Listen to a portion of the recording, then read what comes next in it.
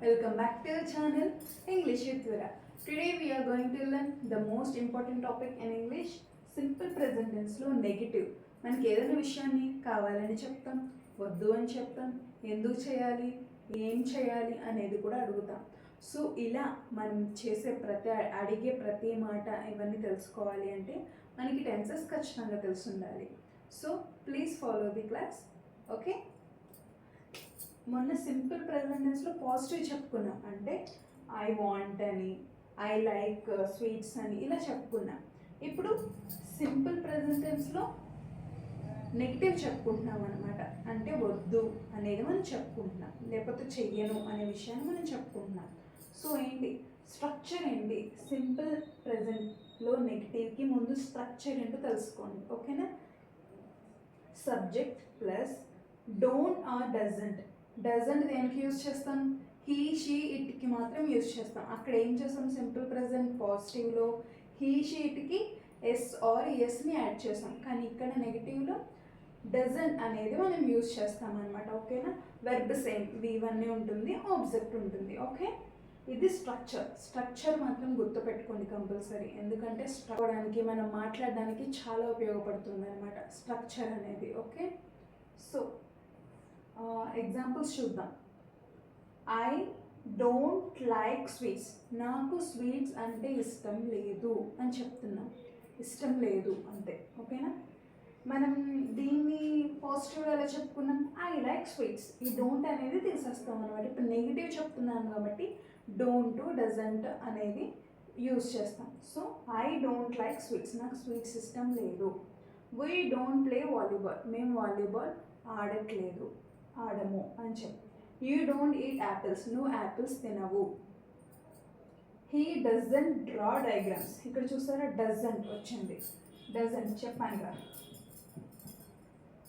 ఈ హీ షీట్కి మాత్రం డజ్ అనేది వస్తుంది అనమాట, డోంట్ యూజ్ చేయం, డజ్ యూజ్ చేస్తాం. అక్కడ ఎస్ఆర్ యూజ్ చేస్తాంగా, ఇక్కడ డజ్ యూజ్ చేస్తాం అనమాట. Okay, he doesn't draw diagrams, తను డయాగ్రామ్స్ డ్రా చేయడు. She doesn't cook delicious food, తను రుచికరమైన ఫుడ్ కుక్ చేయదు, వండదు అని. ఇట్ డజంట్ డ్రింక్ మిల్క్, అది పాలు తాగదు, అంటే ఏదో డాగ్ ఆర్ క్యాట్ ఏదైనా అనమాట, any animal. They don't forget gift, వాళ్ళు గిఫ్ట్ మర్చిపోరు, ఇలా అనమాట.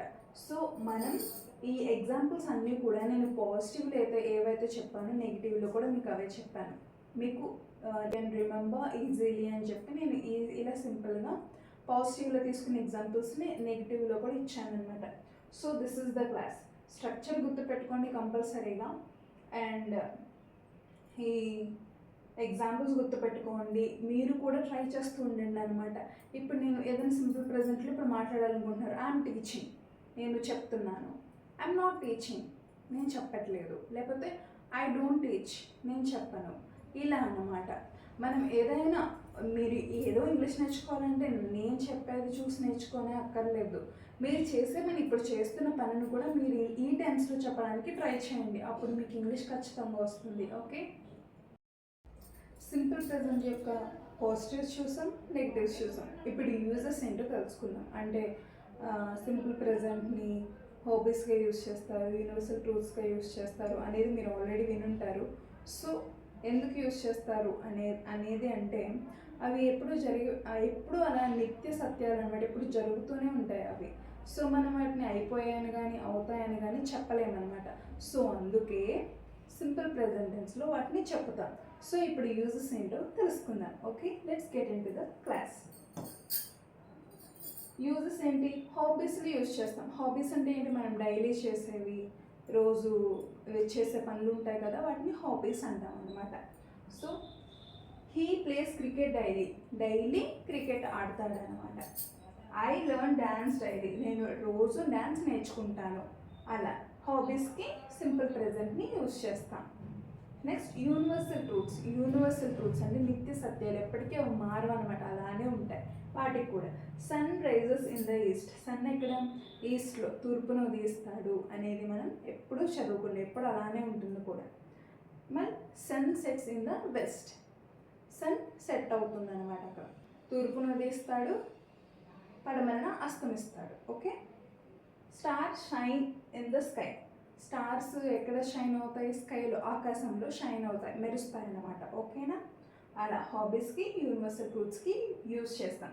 అండ్ నెక్స్ట్ టైం ఫ్రీక్వెన్సీ అంటే నేను రోజు ఈ టైంకి ఈ పని చేస్తాను, ఈ టైంకి నేను క్లాస్ చెప్తాను అని చెప్పడం అనమాట. I take the class everyday at 11 AM అలా చెప్పడం. ఓకేనా?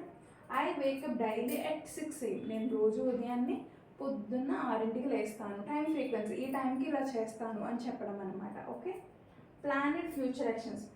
కొన్ని ఫ్యూచర్ యాక్షన్స్ ప్లాన్ చేస్తాం కదా మనం, అలా. Online classes starts at 11 AM. Online class ఎప్పుడు స్టార్ట్ అవుతుందంట? 11 AMకి స్టార్ట్ అవుతుంది అనమాట. So these are the uses of the simple present tense. I hope you all are learned about simple present tense easily and quickly.